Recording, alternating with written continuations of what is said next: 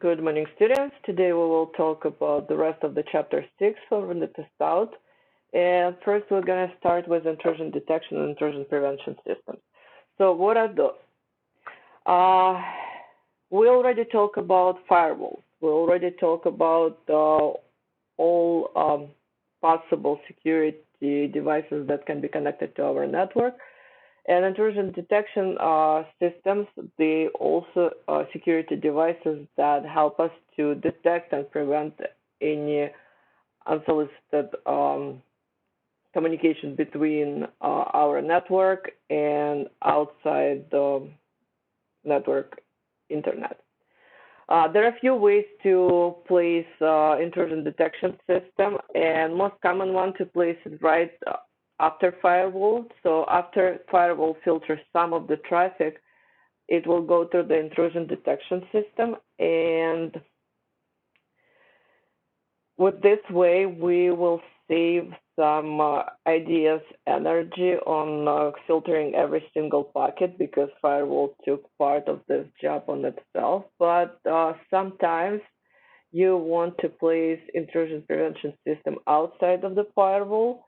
And if we're talking about modern systems, intrusion prevention system and firewall is usually the same device. So how intrusion detection and prevention system works? Uh,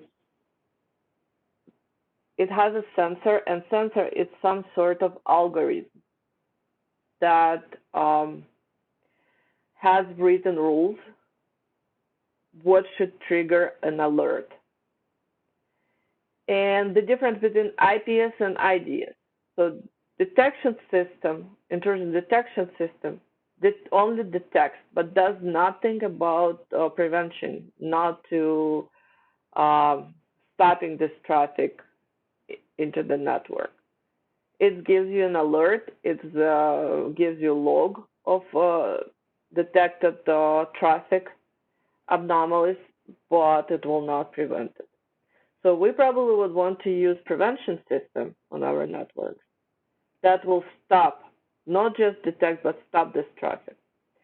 And you can read right now all this terminology, and that's really important that you will memorize because it's probably going to be on exam.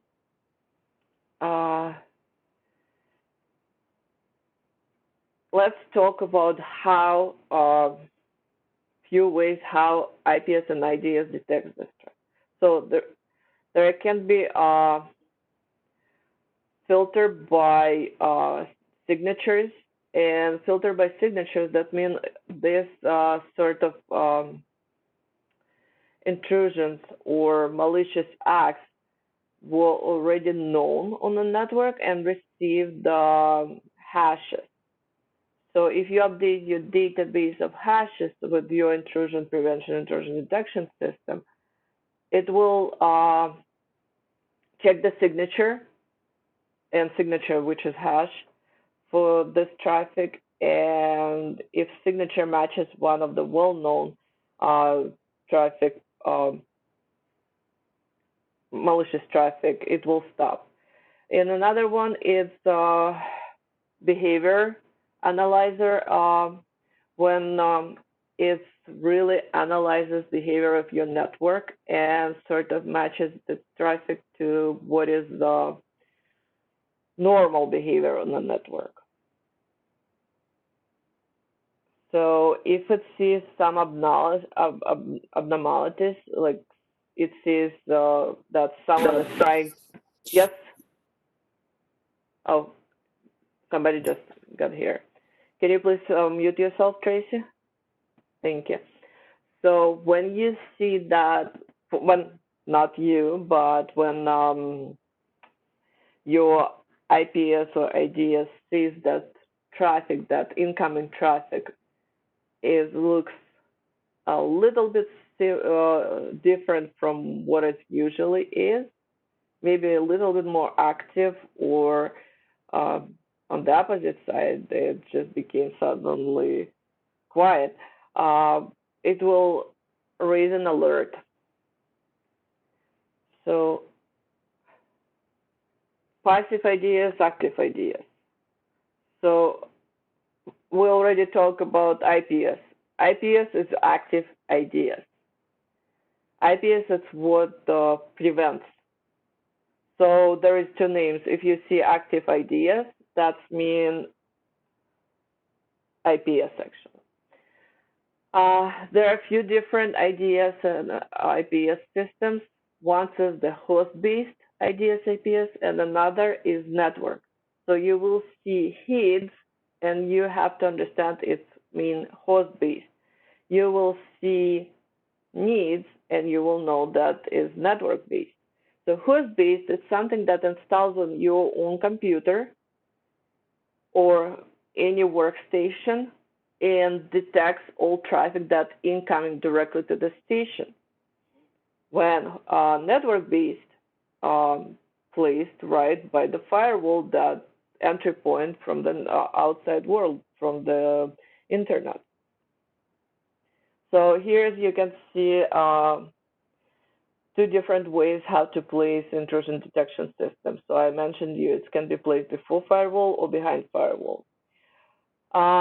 Even though it's probably sounds like a good idea to place intrusion detection right before firewall, it will slow down the speed of the internet.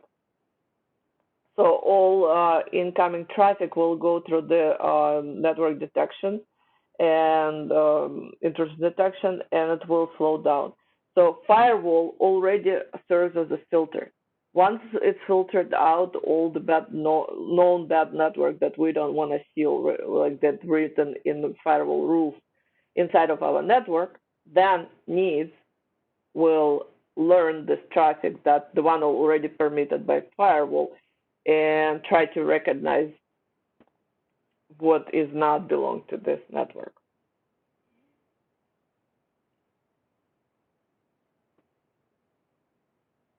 Honeypot. So what is a honeypot? Honeypot is the server that runs multiple virtual machines that pretend to be a real network. And these honeypots specifically have vulnerabilities and algorithms of these honeypots to look and act like real network. Why would we put a honeypot on our network? When we get intruder in our network, we want him to dig into rabbit hole.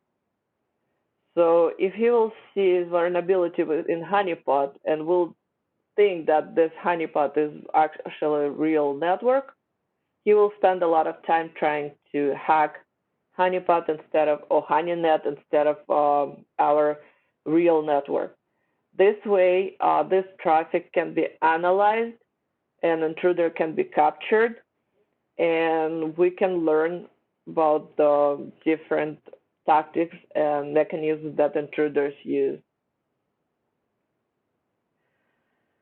How we detect intruders? Well, log analysis. And maybe some of you saw the meme. I will share this meme again on Discord, where like it's fire and everything is burning and all you want to save is logs.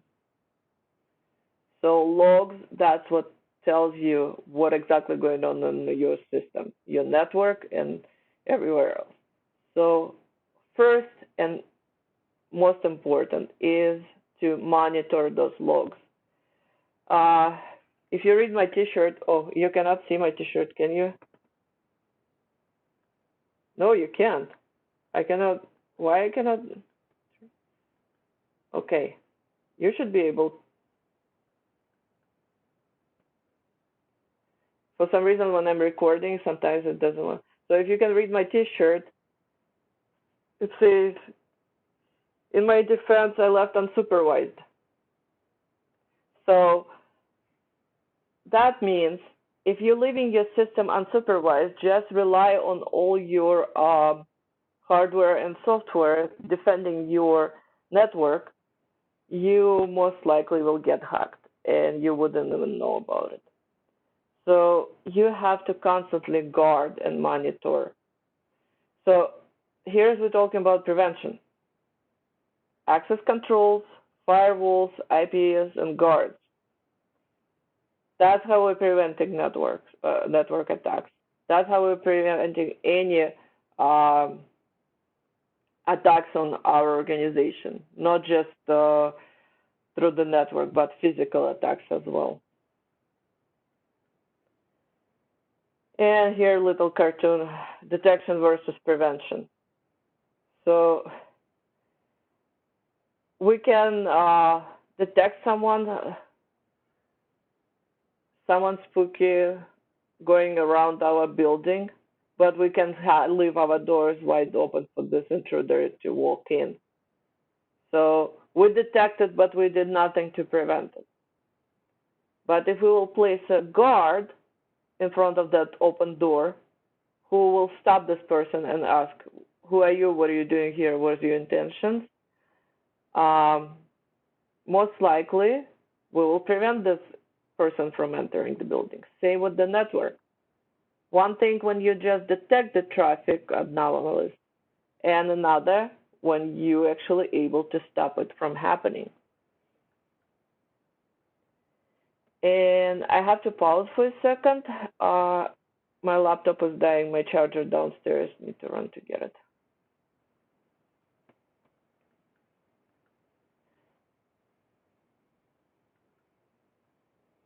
Hello.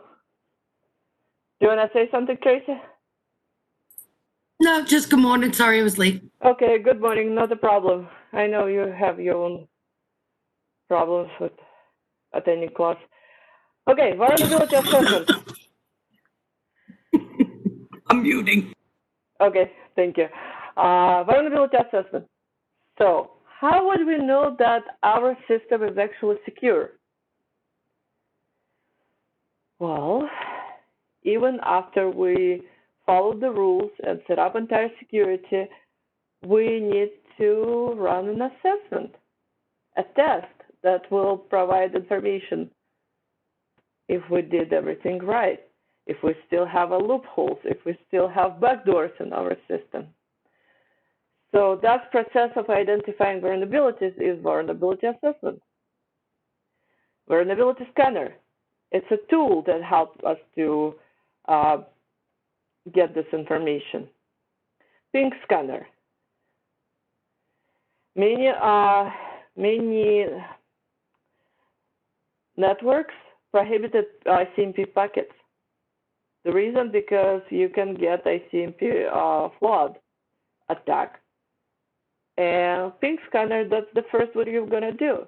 You're gonna send a ping request to the server to find out if it even accepts ping packets. Because if it does, that's gonna be one of the vulnerabilities, and probably the first one. Port scanner. Before you even going to run vulnerability assessment tools such as what is Rapid7? Jason, tell me, you just told me before you use this tool. Rapid7 tool. Nessus? Nessus. Yes, thank you.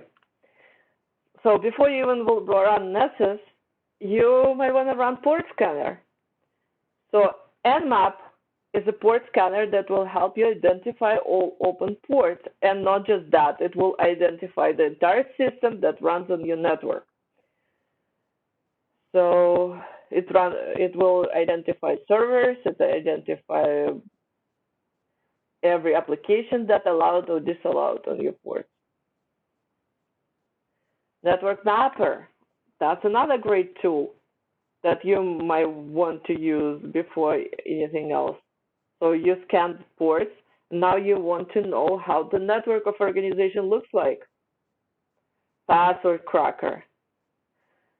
That's something that helps you to crack passwords, and there are different types of password crackers. When we will go through the encryption chapter, we will talk about how passwords encrypted in each system. But what you need to understand that these tools are extremely efficient in password cracking, that people who use weak passwords or passwords with common words are extremely susceptible to attacks.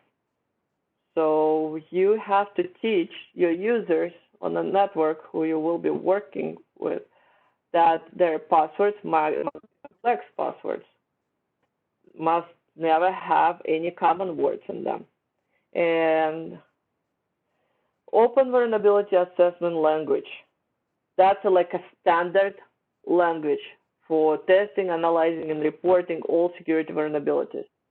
So if you will search this OWAL, you will find like standardized form of report for OWAL, and pretty much all organizations have to comply who does vulnerability assessment and penetration testing with this standard.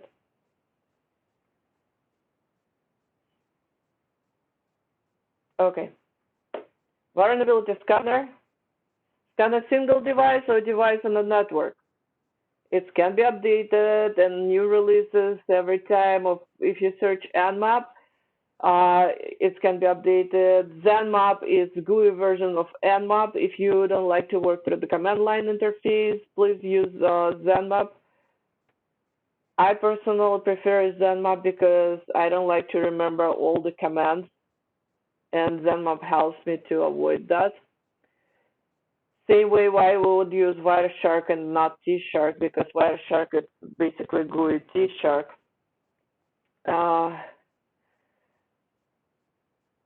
It basically what it does, it scans open ports, and open ports it's always vulnerabilities, so you will need to understand that. By the way, talking about ports, next week you guys will have a port quiz. And I usually do this in class when I teach in class in person, and I don't do this online because there is no way for me to verify if you guys cheated or not. And this time, to encourage you not to cheat, I'm just telling you that this quiz will not affect tremendously your grade. It will be posted for you for your own practice, and you can take this quiz as many times as you want until you actually will reach 100% by honestly practicing port numbers. Okay.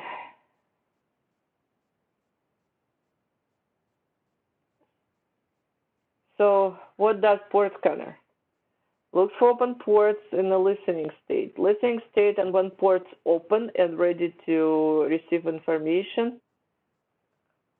Okay, I don't know.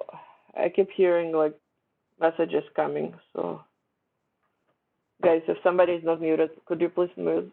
Because I have like sounds of the phone.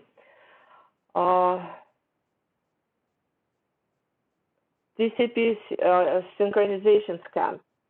So remember I told you there is attacks on TCP that when you have the synchronization, three-way handshake, aka, it can be implemented attack of three-way handshake. So when we do with port scanner listener, it will scan if this three-way handshake, well, here is half open scan, two-way handshake, can be performed to exploit. So what output we will get with the port scanner?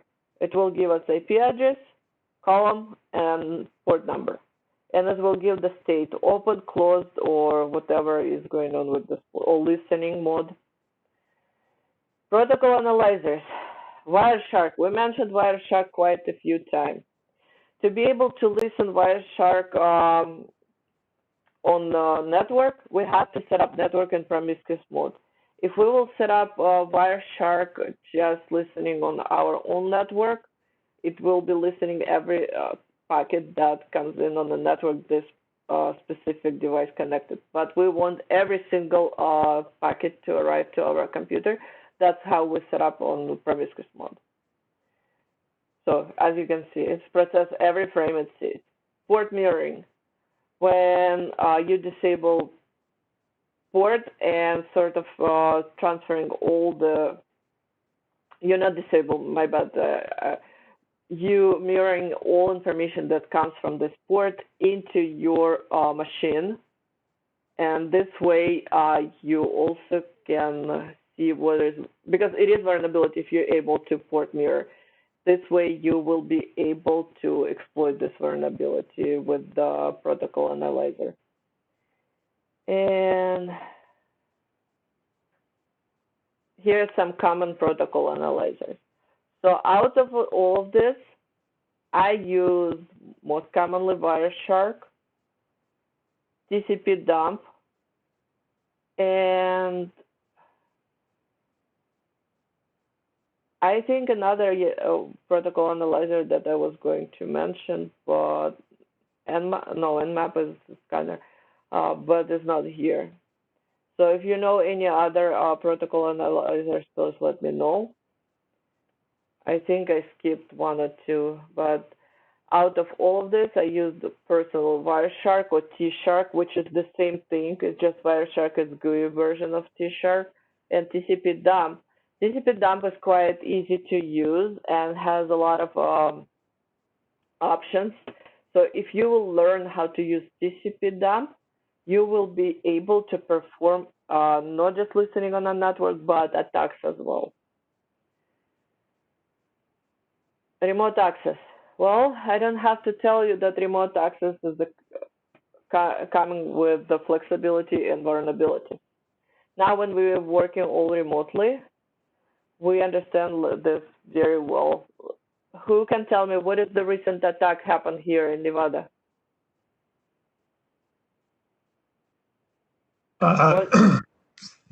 Clark County School District. Yep. Okay, I'm giving you some hospitals across the U.S. I think not United Healthcare, but the United hospital system, I think, got hit by ransomware. Well, I can tell a little bit about security of our schools. So when my child went to first grade, I received a letter, unencrypted email from his teacher with his login and password through the Active Directory to all resources for the school. I'm like, okay, thank you so much for sending me this, but do you even aware it's an encrypted email? But she's a teacher. She knows nothing about security, never been taught about it. I'm like, okay, I need to change my password for my.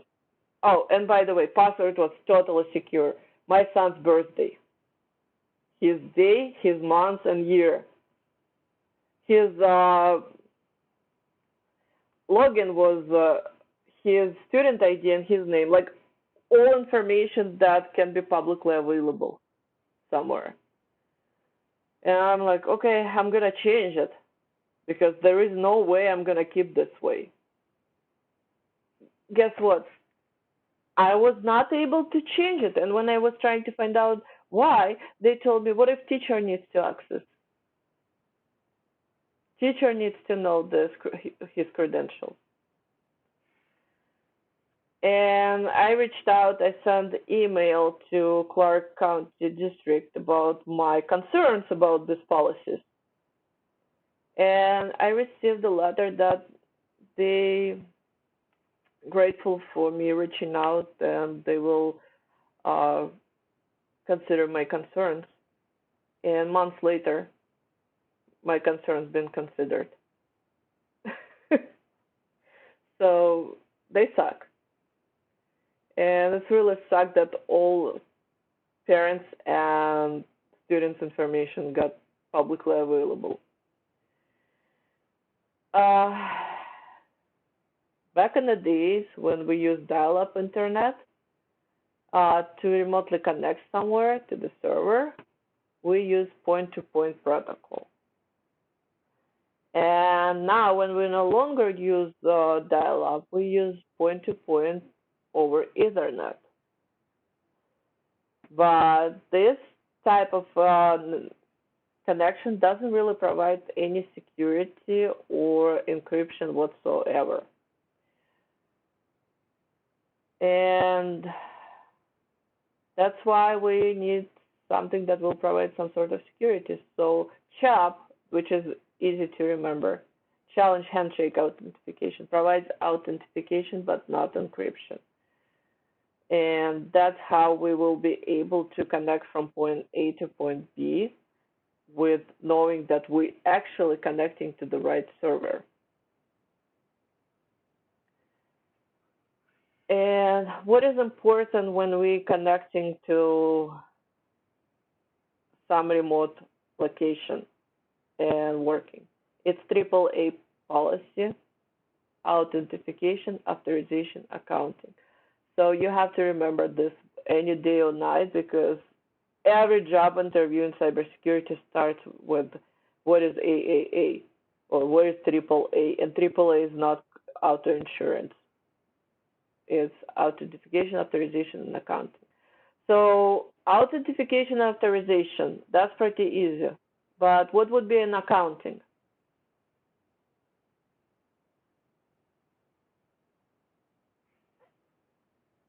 Anybody?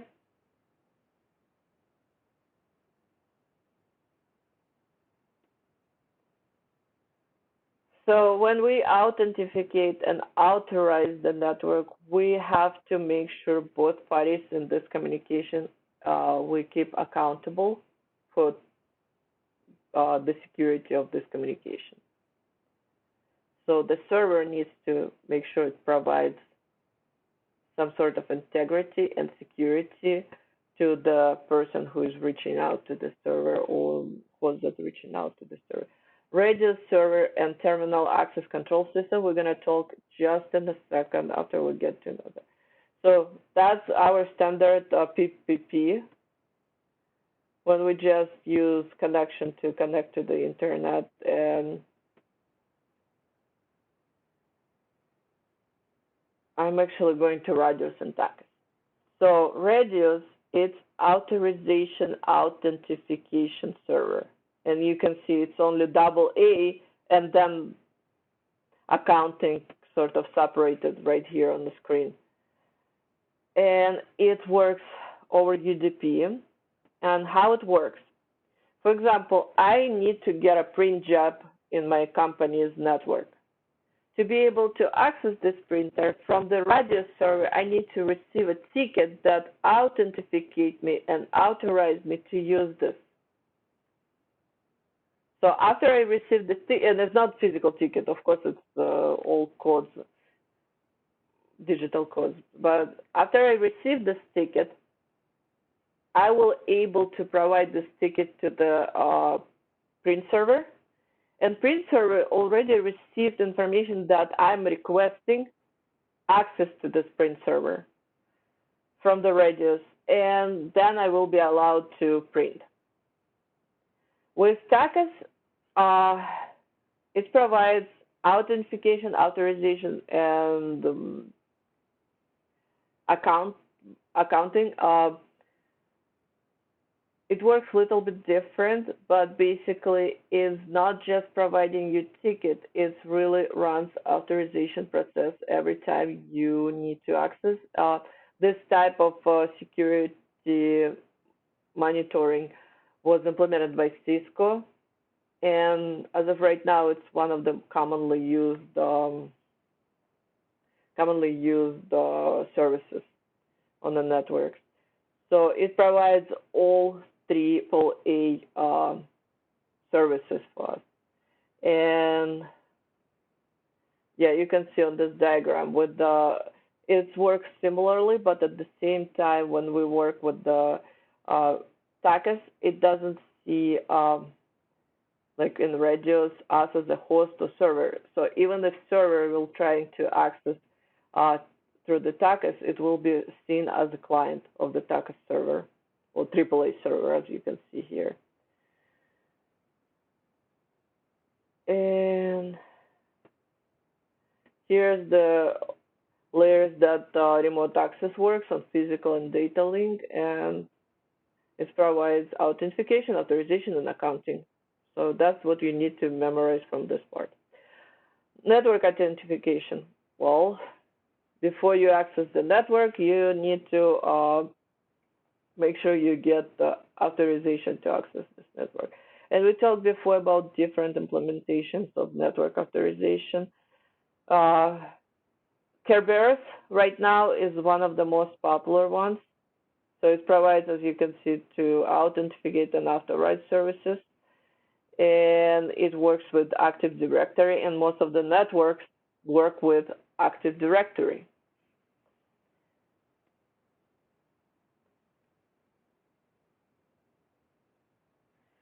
So I want you to pay attention to some of the key definitions here, and one of them specifically. So first two, you can read them. You don't really have to memorize them, but lightweight Active Directory protocol, you need to know what it is. It's a protocol that allows users to use applications from Active Directory.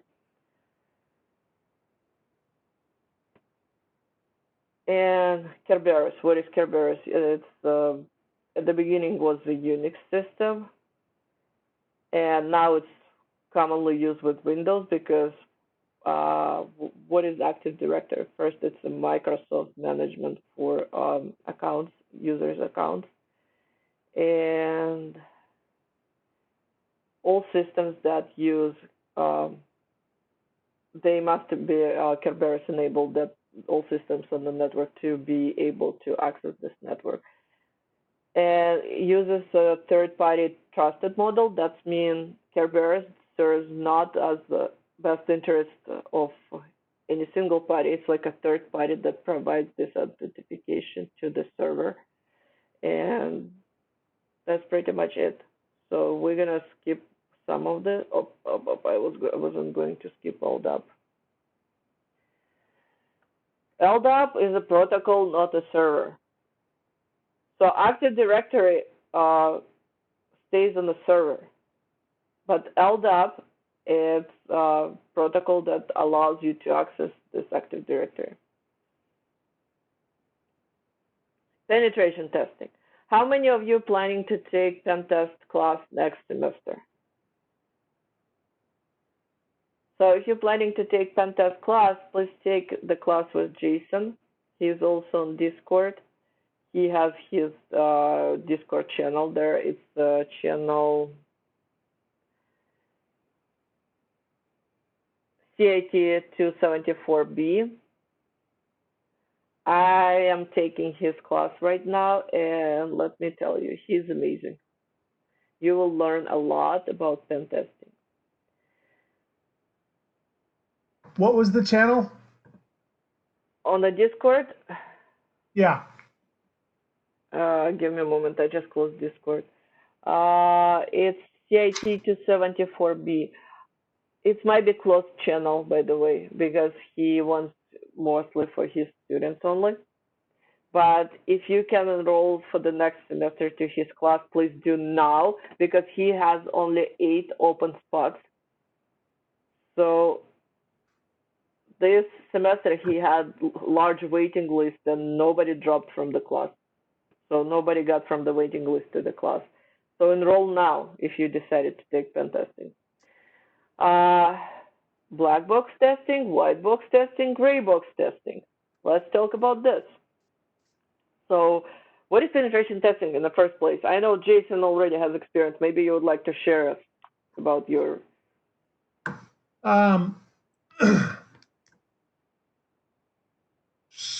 So, I mean, penetration testing basically is just like if I was trying to describe it to my mother, it's trying to break in, or at least finding the ways that you could break in if you needed to. That's how I would describe it to someone that's not a computer expert. And it can involve anything from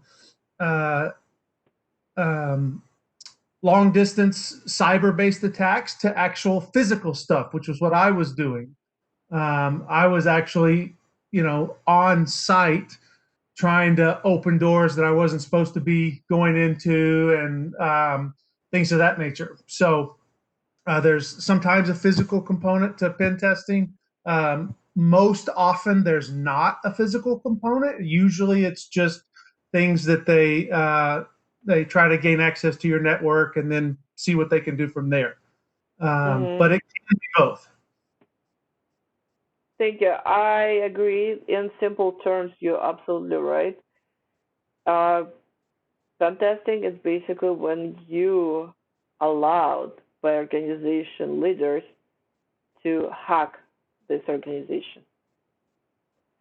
Not in order to steal information, not in order to damage the organization or deface the organization, but in order to help them to provide better security. So when you get black box testing, you usually have no information whatsoever about the organization, and you will have to do research on your own and hack this organization. White box testing, on the opposite, you have all information you need for this organization, including hours when they operate and when they not, and how they monitor their security. And your job just to test how well the security is implemented. And gray box testing is sort of right in the middle. You will be giving some information, but not everything.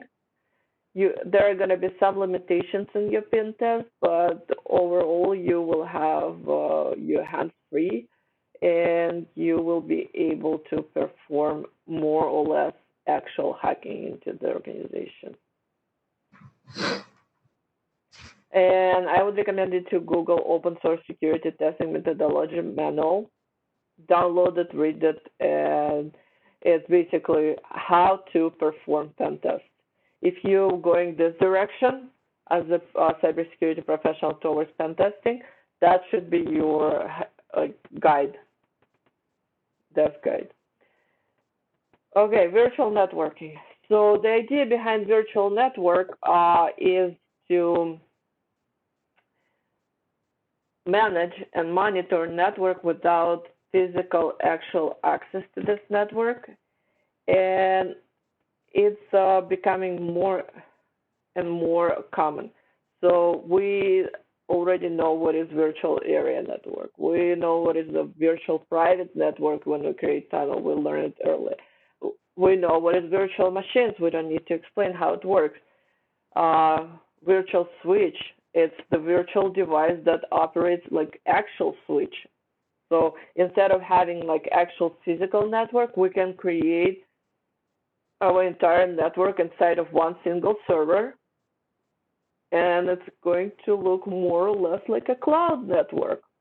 So if you're working at home with your own virtual machines and trying to learn more, I would recommend you to set up a virtual network inside of your VMware.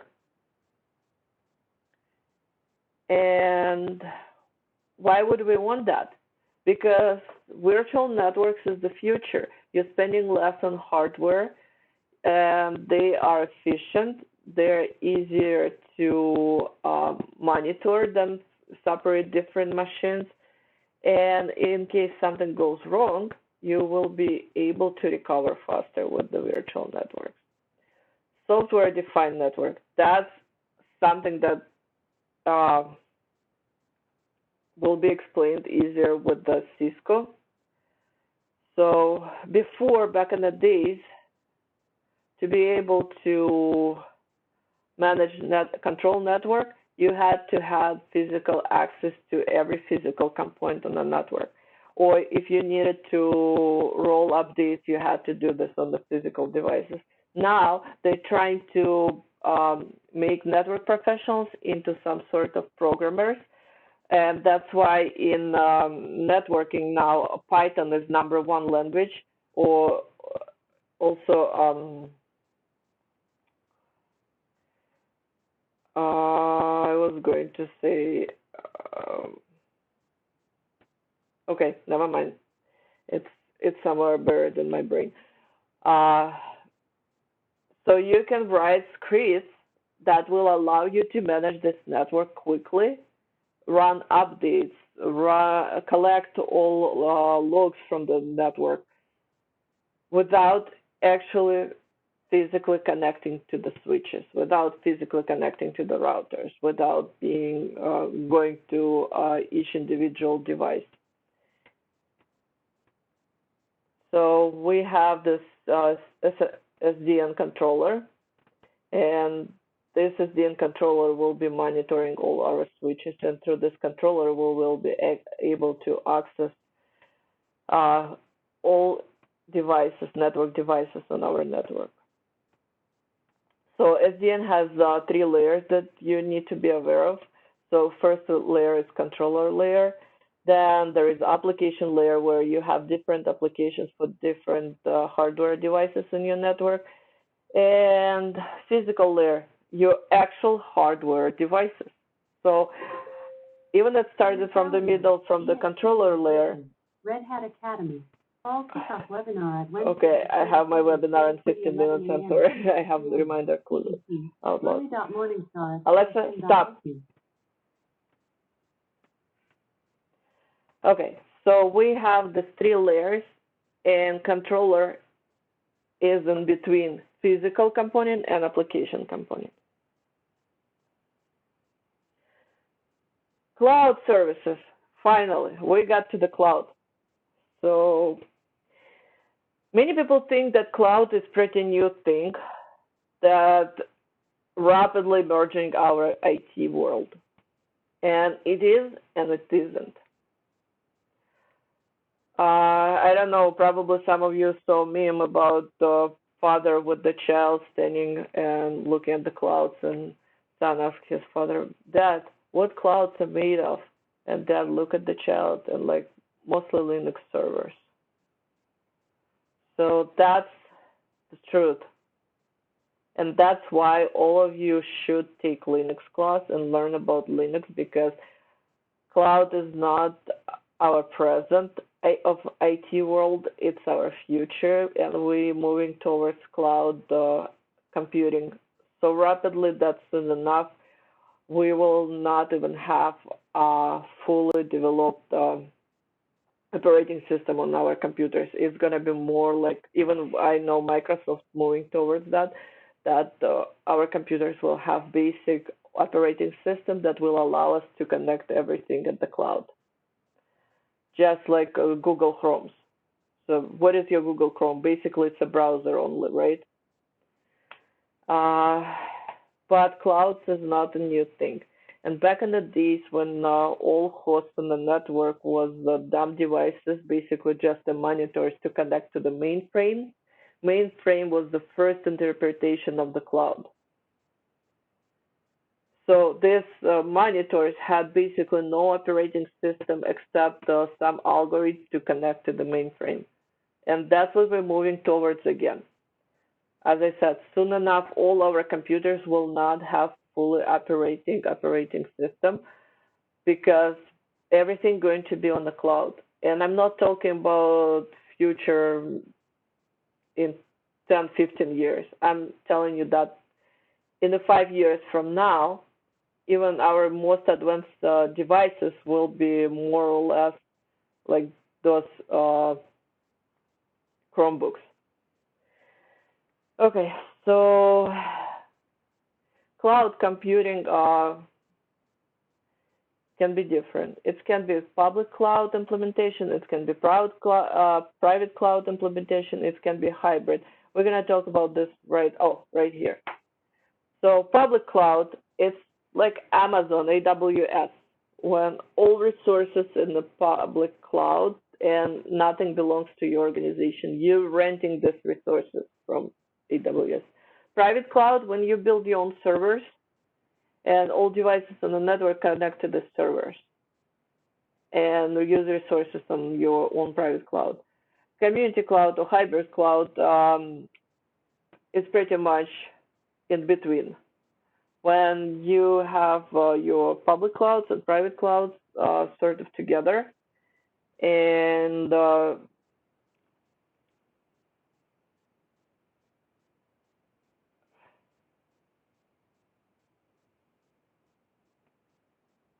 I received a message from the student, I'm sorry. And they both operate for different purposes.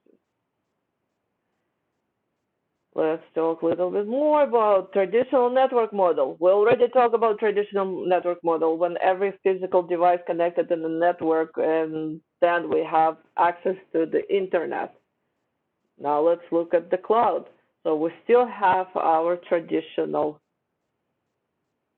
infrastructure, but somewhere in the cloud, somewhere on the internet, using internet, we connect to the server that somewhere remotely and belongs to someone else. So that's the cloud. Do you see this money bags? So depending on how many instances, or if you wish to understand what is instances, it's like virtual machines on this cloud, was rented on outside of our network and used by our machines to access. So those instances we're paying for services in the cloud. And what is the cloud characteristics? That's something you have to memorize. On-demand self-service, provide broad network, provide resource pooling, provide rapid elasticity, and allow measured service. Okay, on-demand. Every time I need to access cloud, I can access the cloud. Provide broad network. Yeah, you can create entire your physical network representations in the cloud, and you don't need to any longer to have your physical network running, which is not preferable. Provide resource pooling. So every time you need to pull different resources from the cloud, you will be able to do so for additional pay, of course. Provided rapid elasticity. Yesterday you had 5 employees who needed to access this cloud. Today you have 500. And elasticity means you can spread and make it smaller at any time you need. So you can quickly create access for as many people, as many hosts as you want. And measured service. So that means that you pay for what you use. So it can be measured by the time, it can be measured by the time spent on the cloud by your employees, it can be measured by number of instances rented from the server. Okay, we talk about this. Three types of services provided by the cloud. Infrastructure as a service. So when you have entire your network infrastructure in the cloud, all your servers, everything. So just imagine like instead of your physical network, you have entire network in the cloud. That's infrastructure as a service. It has all services provided for you that would be physical network, physical servers would able to provide to you. Platform as a service. So platform as a service, it's when you're just using some platform in the cloud to create, for example, applications. So you're renting this platform where you're creating applications, but your network is not affected by this platform and not using this as a primary infrastructure. And software as a service. The perfect example of this is Microsoft 365, when you access all the software online, because you don't have to install Microsoft Office on your computer any longer. You can access them online through your browser, right? And that's software as a service. And the tasty part, cloud provider security. So we have debates with the security professionals how secure clouds are. And your cloud only as secure as the cloud, the people who host cloud and who actually provide this cloud, how secure they are. So as you can see, you cannot really force your cloud provider to use your security measures. as you can see in this picture, please use this, like encryption, authorization, and my settings. And the answer, maybe. Difficulties in monitoring security. So it's someone else's server, and because it's not your server, all you have to do just to trust their security team, that they are providing enough security to protect your information that you store. So as you can see here, how secure it is, looks on the graph, it's okay, it's secure. It's telling you, is everything okay? But at the same time, it has multiple intruders who penetrate the cloud. Security broker is someone who provides you a more or less secure way to access the cloud, who holds this authentication, authorization, and policies, processes, and procedures.